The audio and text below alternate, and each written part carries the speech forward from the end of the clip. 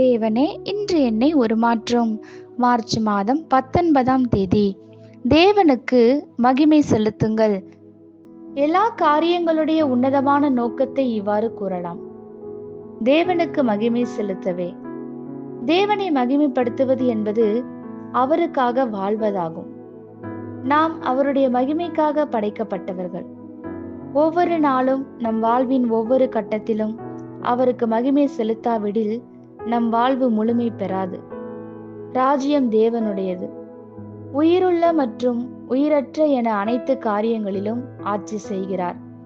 அவர் பரலோகங்களிலும் மற்றும் எல்லா இடங்களிலும் தம்முடைய பரிபூரண சித்தத்தை செய்கிறார்.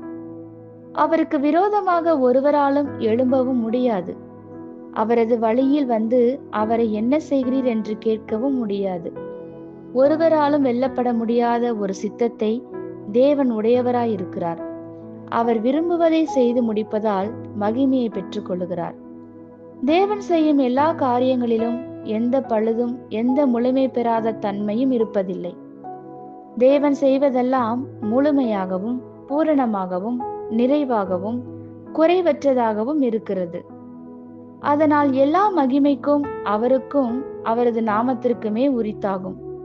மிகவும் உயர்ந்த கணத்திற்கு ஒரே ஒரு நபர்தான் தகுதியுடையவர். அவர் தேவன்தான். தேவனுடைய ஜனங்களாகிய நமக்கு எப்பொழுதும் இருக்க வேண்டிய ஒரு சிந்தனை என்னவென்றால், எல்லா கணத்தையும் கர்த்தராகிய இயேசு கிறிஸ்துவின் பாதத்தில் உடனடியாக வழங்க தீர்மானிக்க வேண்டும். தேவனுடைய எல்லா குணாதிசயங்களின் கூட்டுத்தொகையும் முழு வடிவம்தான் மகிமை. வேறு யார் மகிமைக்கு பாத்திரர்? தேவனை போல் எல்லா மாட்சிமையையும் வல்லமையையும் தேவனன்றி வேறு யார் கொண்டிருக்கிறார்? தம்முடைய மகிமையை குறித்து அவர் வைராக்கியம் உடையவராய் இருக்கிறார். வேறொருவரும் மகிமைக்கு பாத்திரர் அல்ல. ஆகவே நாம் தேவனுக்கு மகிமை செலுத்துகிறோம். அவரை மகிமைப்படுத்தும் போது அவருக்குரிய எல்லாவற்றிலும் நாம் பங்கு கொள்ள நம்மை கிட்டி சேர்த்து கொள்ளுகிறார். ஆமேன்.